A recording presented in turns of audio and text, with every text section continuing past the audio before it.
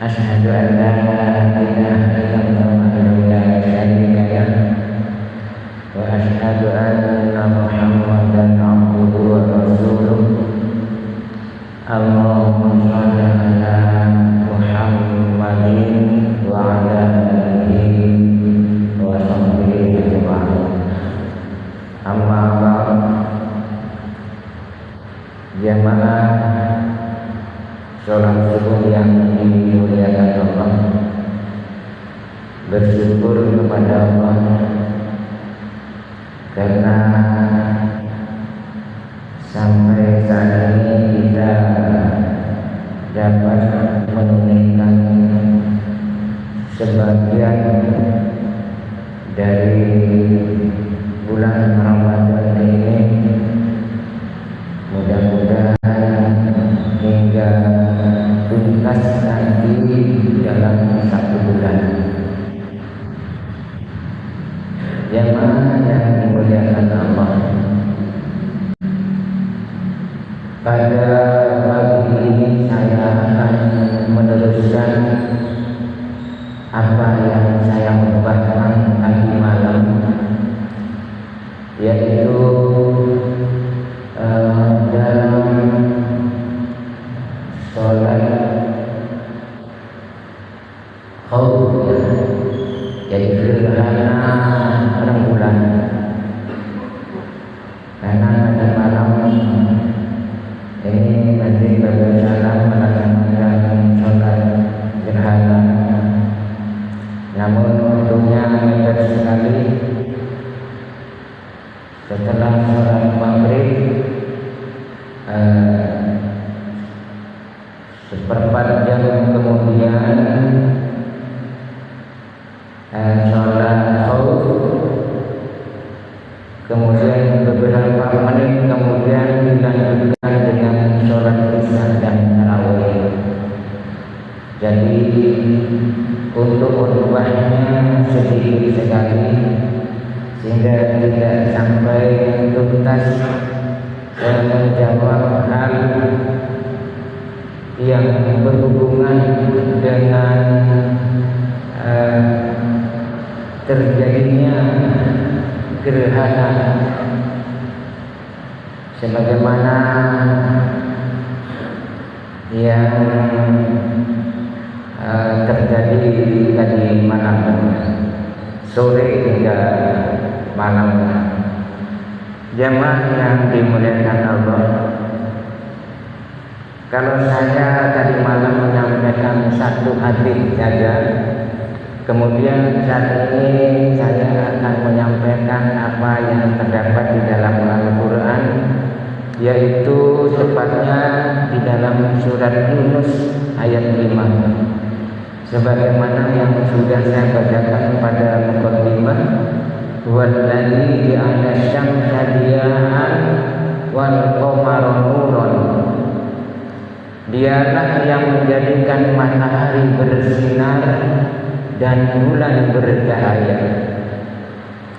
Wa qaddarahu manazila liya'lamu ajadas sinina wa hisaba. Dan dialah atau Allah lah yang menetapkan tempat-tempat orbitnya agar kamu mengetahui bilangan tahun dan perhitungan waktu. Ma khalaqallahu dzalika illa bil haqq. Dia menjelaskan atau Allah tidak menciptakan yang demikian itu melainkan dengan benar. Kemudian dia menjelaskan tanda-tanda kepada orang yang mengetahui. Yufassilul ayati liqaumin ya'lamun. Nah, dari ayat-ayat ini jadi terjadinya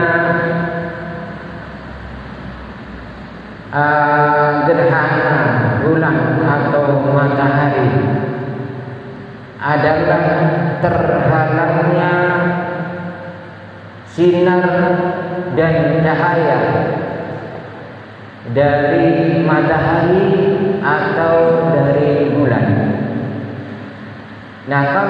terjadi gerhana matahari, maka terjadi garis lurus antara matahari, kemudian di tengah bulan, kemudian bumi, sehingga bulan berada di tengah, sehingga sinar matahari yang biasanya langsung ke bumi dihalangi oleh rembulan, ditutupi oleh rembulan.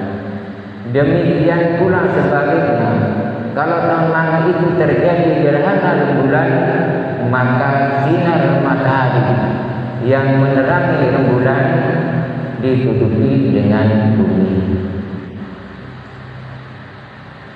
Ini adalah fenomena. Dengan demikian, apabila Allah menjelaskan seperti ini, maka tidak ada lagi kepercayaan yang seperti ditulis di dalam pewayangan, bahwa terjadinya gerhana matahari atau rembulan kalau di pewayangan itu karena dimakan oleh Betoro-Kolo. Betoro-Kolonya ini akan menghabiskan rembulan atau menghabiskan mataharinya. Siapa Betoro-Kolo itu? Betoro-Kolo itu menurut pewayangan adalah orang raksasa atau raksasa yang ingin meminum Tirto Amertosari, yaitu air kekekalan atau air kekekalan. Barang siapa meminum air ini, karena air ini adalah minuman para dewa, maka akan hidup selama-lamanya. Sehingga manusia raksasa ini berhasil mencuri minuman para dewa itu. Begitu minum, diketemukan oleh dewa matahari dan dewa rembulan. Nah, ini sudah dewa ini. Diketemukan, akhirnya dibunuh. Jadi raksasa yang dibunuh, begitu dibunuh, padahal airnya sudah tercicipi sampai ke tenggorokan, maka yang hidup hanyalah kepala dan sampai pada lehernya. Sehingga kalau bulan itu terjadi gerhana bulan, maka dimakan Betoro-Kolo ini. Nah, ini adalah cerita-cerita pewayangan, bahkan menjadi suatu keyakinan di masyarakat seperti itu.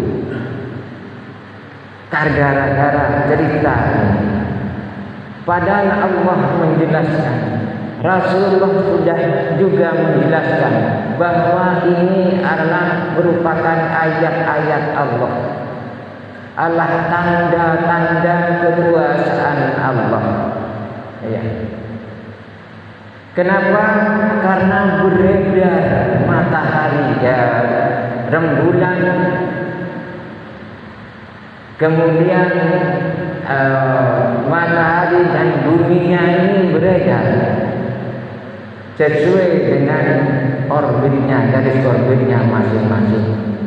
Jadi terjadi secara alamnya. Allah kepada kita mengajarkan, berpikirlah, jangan percaya begitu saja kepada omongan orang, kepada cerita-cerita. Inilah kejadiannya. Sehingga lantaran apa yang disampaikan oleh Allah, yang difirmankan oleh Allah, dan dialah yang menetapkan tempat-tempat orbitnya agar kamu mengetahui bilangan tahun dan perhitungan waktu. Bilangan tahun yang dimiliki oleh matahari.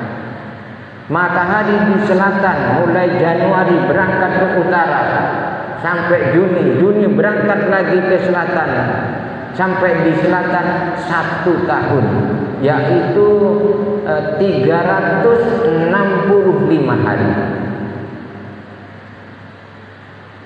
185 hari. Sebenarnya bukan 365 hari, akan tapi 165 hari seperempat. ada seperempatnya. Jadi lebih sedikit, akan tapi di kalender tetap 365 hari di kalender. Kemudian mencoba saya hitung, yang 31 hari sebanyak 7, yang 30 hari sebanyak 4 kali, yang 28 hari sekali, sehingga jumlahnya 365. Saya lihat kemarin di kalender, saya lihat kalender, ada kalender tahun 2020. Ini bukan yang Februari, bukan 28 hari, akan tapi 29 hari. Tahun 21 28, tahun 22 28, 23 28, 24 29 29. Jadi setiap 4 tahun itu ada 29 hari pada kalender, khususnya di bulan Februari. Nah, sehingga pas sudah di dalam 1 tahun ditambah 1 hari, ditambah seperempat. Jadi tiap 1 tahun ditambah 1 hari. Tiap 4 tahun ditambah 1 hari. Sehingga dinamakan setiap kali 4 tahun dinamakan dengan tahun Kamisan. Nah, ini tambahan 1 harinya. Ini adalah peredaran matahari yang punya tahun dan punya hari. Kalau peredaran komariah atau bulan tidak punya hari tapi punya malam, ya. Tidak punya tahun tapi punya bulan. Apa? 1 peredaran bulan, mulai dari bulan sabit kepada bulan sabit lagi, ini 1 bulan.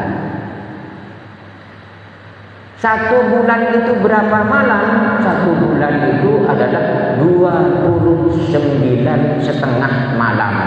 Ya, 29,5. Jadi ada lebihnya.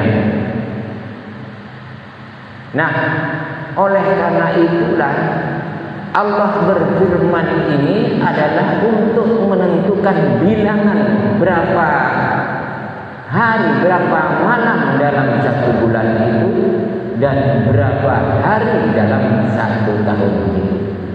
Kalau tahun tidak punya bulan, hanya matahari tidak punya bulan, hanya 1 peredaran 1 tahun saja, banyak sekian hari. Bulan juga sama. Dan ini pun juga Allah menjelaskan bahwa dalam 1 tahun itu adalah 12 bulan. Nah, ini adalah pelajaran yang diberikan kepada Allah, kepada manusia, kepada hambanya, sehingga ada apa yang disebut dengan ilmu falak, yang disebut dengan ilmu hisab. Sehingga berapa tahun, 10 tahun sudah tahu kapan terjadinya gerhana bulan, gerhana matahari. Apalagi 1 bulan, apalagi 1 tahun untuk menentukan 1 Ramadan atau 1 Syawal. Geger, padahal menurut perhitungan itu sudah tidak bisa disangkal lagi. Nah, ini adalah pengetahuan yang diberikan oleh Allah yang perlu kita syukuri. Ya. Jamaah yang dimuliakan Allah, itulah apa yang disampaikan oleh Allah dalam surat Yunus ayat 5.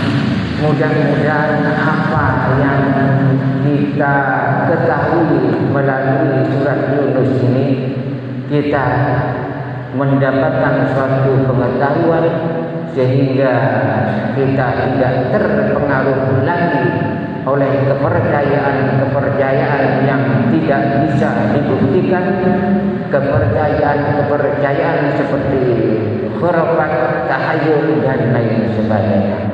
Kurang lebihnya mohon maaf. Billahi taufiq wal hidayah. Wassalamualaikum warahmatullahi wabarakatuh.